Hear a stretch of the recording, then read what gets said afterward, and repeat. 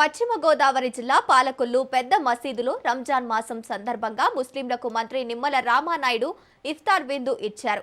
పవిత్రమైన రంజాన్ మాసంలో ముస్లిం మత పెద్దలతో కలిసి ఇఫ్తారు విందు చేయడం చాలా ఆనందంగా ఉందని మంత్రి నిమ్మల అన్నారు.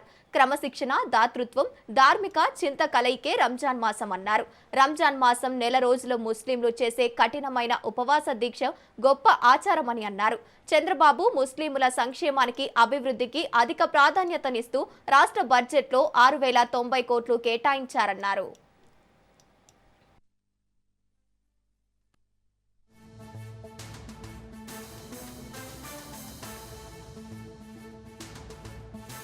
ద్వేషం, ప్రతీకారం ఇటువంటి వాటినన్నింటినీ కూడా విడనాడి ఒక శాంతియుతమైనటువంటి సమాజం కావాలని కోరుకునేటువంటి విధంగా ఈ రంజాన్ మాసంలో ఈ యొక్క ఉపవాస దీక్షలు కానీ వీటన్నిటికీ మించి ఈ రంజాన్ మాసంలో మనకి ఒక చైతన్యాన్ని కల్పించి రేపు భవిష్యత్తులో ముందుకెళ్ళేటువంటి ధైర్యం కూడా ఈ రంజాన్ మాసం ఈ సమాజానికి అందిస్తుంది.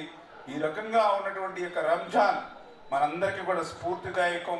అటువంటి అత్యంత పవిత్రమైనటువంటి రంజాన్ మాసం సందర్భంగా ప్రతి సంవత్సరం కూడా ధర్మారావు ఫౌండేషన్ ద్వారా ఈ యొక్క ఇఫ్తార్ విందును ఈ యొక్క పెద్ద మసీదు మన పాలకొల్లు సెంటర్లో మరి ఏర్పాటు చేసుకునేటువంటి అవకాశం ప్రతి సంవత్సరం కూడా నాకు కల్పిస్తున్నందుకు ముస్లిం పెద్దలకు కూడా ఈ సందర్భంగా ధన్యవాదాలు కూడా ఈ సందర్భంగా తెలియజేసుకుంటూ అటువంటి ఒక పుణ్య కార్యక్రమంలో మాకు కూడా అవకాశం కల్పించినందుకు వారికి ప్రత్యేకమైన ధన్యవాదాలు ఈ సందర్భంగా తెలియజేసుకుంటూ ఈ సమాజంలో అత్యంత పేద వర్గాలు, వెనుకబడినటువంటి వర్గాలు, అట్టడుగునటువంటి వర్గాల్లో మొదటగా చూస్తే ముస్లిం వర్గాలే ఈరోజు సమాజంలో మనకు కనపడుతున్నటువంటి పరిస్థితి.